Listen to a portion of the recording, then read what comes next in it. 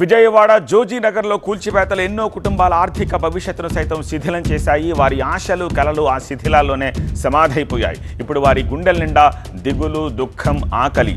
3 రోజులుగా చెమట, నిత్తురు ఆవిరవుతోన్నా సరే ఎక్కడికి వెళ్లాలో తెలియక ఆ శిథిలాలపైనే బిక్కుబిక్కుమంటూ కూర్చుని బతికేడుస్తున్నారు. విజయవాడ జోజీనగర్ ఇళ్ల కూల్చివేతపై బాధితులు 3 రోజులుగా ఆందోళన చేస్తున్నారు. అన్యాయంగా ఇళ్లను కూల్చేశారంటూ కన్నీళ్లు పెట్టుకుంటున్నారు బాధితులు. ఇప్పుడు అక్కడి వారి కళ్ళల్లో నుంచి ఉబికొస్తా ఉన్న కన్నీరు ఒకటే ప్రశ్న వేస్తోంది, మా బతుకు ఆగమయ్యింది, ఇప్పుడు ఎక్కడికి వెళ్ళాలి, ఇక ఎలా బతకాలి అని. ఇంత మట్టిలో మేము 20 ఏళ్ళ నుంచి ఉన్న ఇల్లు, ఇంత మమకారంగా కట్టించుకున్న ఇల్లు ఎన్ని లక్షలు కోల్పోయాము.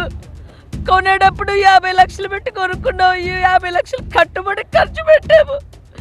ఏమీ లేదు, ఎందుకు ఇలాగా?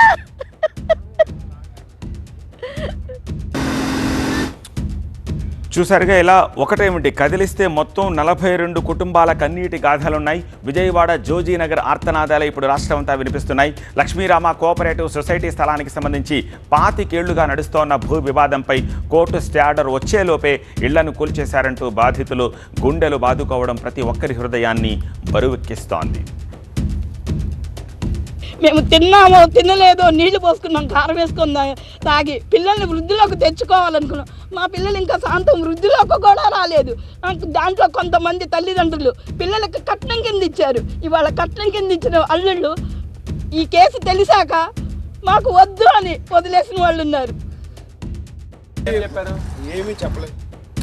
లోన్లు, ఈఎంఐ కట్టాల్సిన బ్యాంకులు ఇళ్లు పోయిందంటే కనికరిస్తాయా? అప్పులిచ్చిన వాళ్ళు మా బాధ చూసి ఆగుతారా అంటూ బరువెక్కిన హృదయంతో ఆందోళన వ్యక్తం చేస్తున్నారు. ఎందాకైనా వెళతాం, ఎవరితోనైనా పోట్లాడతాం, మేము ఉన్నంత వరకు, న్యాయం జరిగే వరకు విశ్రమించేదే లేదేనని కన్నీటితోటి కన్నెర్ర చేస్తున్నారు బాధితులు. ఏ దిక్కు తోచని పరిస్థితిలో ఉన్నాము. హాస్పిటల్లో వాళ్ళేమో చావు బ్రతుకుల మధ్య కొట్టుమిట్టాడుతూ ఉన్నారు. ఇక్కడేమో వీళ్ళు ఇలా చేస్తూ ఉన్నారు. ఏం చేయాలో అర్థం కాని పరిస్థితి అండి.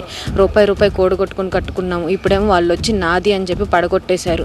అసలు మాకు ఎటువంటి సహాయం రావట్లేదు ప్రభుత్వం నుంచి. కనీసం ప్రజలన్నా మాకు సపోర్ట్ చేసి ఇది అందరిలోకి తీసుకెళ్ళి సీఎం వరకు తీసుకెళ్ళి, అవసరమైతే పిఎం వరకు అన్నా తీసుకెళ్ళి మాకు న్యాయం జరిగితే న్యాయం మాత్రం కావాలి. న్యాయం జరిగితే చాలు, అంతే కోరుకునేది.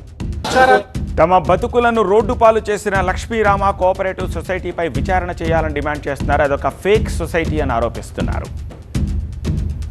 మీరు ఎంక్వైరీ చేయించండి సొసైటీ మీద. ఆ డైరెక్టర్స్ ఎవరు, దాంట్లో ఉన్న ప్రజలు ఎవరు? 52 మంది ఉన్నాము అని చెప్తున్నారు. వాళ్ళు ఎక్కడ ఉంటున్నారు, వాళ్ళు ఏంటి, అసలు వాళ్ళు పుట్టుపూర్వత్వాలు ఏంటి, వాళ్ళకి ఎలా వచ్చింది అనేది డాక్యుమెంట్లు తీసుకురమ్మని నేను ఛాలెంజ్ చేస్తున్నా. వాళ్ళు అది మాత్రం చెయ్యట్లేదు. బాధితుల వర్షన్ ఇలా ఉంటే కూల్చివేతల వివాదంపై Sri Lakshmirama cooperative buildings society వివరణ ఇచ్చింది.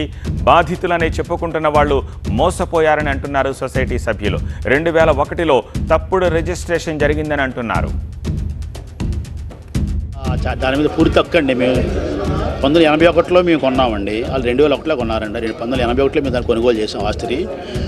84లో కేసు వేస్తే 95లో మేము గెలిచామండి కేసుని. వాళ్ళు తర్వాత అప్పీల్ వేశారండి. 95లో అప్పీల్ వేశారండి. మాకు అమ్మిన అతను అప్పీల్ వేస్తే 2013లో మళ్ళీ మాకు అనుకూలంగా వచ్చిందండి. మేము కొనింది అబ్దుల్ మజీద్, షేక్ ఇస్మాయిల్ అనే తండ్రి కొడుకులు 2 దగ్గర ఆస్తండి. 5 దగ్గర కొన్నామండి. ఆ 2 దగ్గర మేము 1981లోనే కొనుగోలు చేసామండి. మాకు ఈ వివాదం నడుస్తుంది. 84 వివాదం నడుస్తూ ఉందండి. 95లో మేము కింద కోర్టులో గెలిచాము. తర్వాత వాళ్ళు అప్పీల్ వేశారు. 2013 వరకు అప్పీల్ హైకోర్టులో పెండింగ్ ఉంది. 95లో మాకు ఏంటంటే మాకు సీలింగ్ పర్మిషన్ తీసుకుని రిజిస్ట్రేషన్ చేయాలి బాధ్యత ఆయన మీద పెట్టి మాకు రిజిస్టర్ చేయమని కింద ఆర్డర్ అండి. కొండమైతే యథార్థం మోసపోయారండి. వాళ్ళు మోసపోయి ఉన్నారు. ఎందుకంటే ఒకసారి అమ్మిన వ్యాపారిని అమ్మిన ఆస్తిని కోర్టు వ్యవహారం ఉండగా, కోర్టులో ఉండగా అమ్మకూడదండి. ఆయన అమ్మాడండి. అక్కడ మోసపోయారు వాళ్ళు. మరోవైపు మా కన్నీరు తుడిచేవారు లేరంటూ మాజీ సీఎం జగన్కు మొరపెట్టుకున్నారు బాధితులు. జగన్ను కలిసి తమకు న్యాయం చేయాలంటూ వినతి పత్రాన్ని అందజేశారు. గన్నవరం ఎయిర్పోర్ట్లో బాధితుల ఆవేదనను మొత్తం విన్నారు జగన్.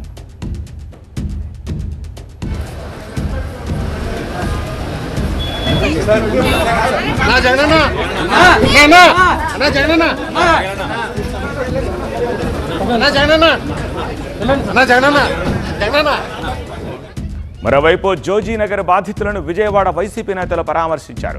ప్రభుత్వం బాధితులకు న్యాయం చేయాలని, లేదంటే వారి తరపున వైసీపీ పోరాటం చేస్తుందన్నారు ఆ పార్టీ నేతలు.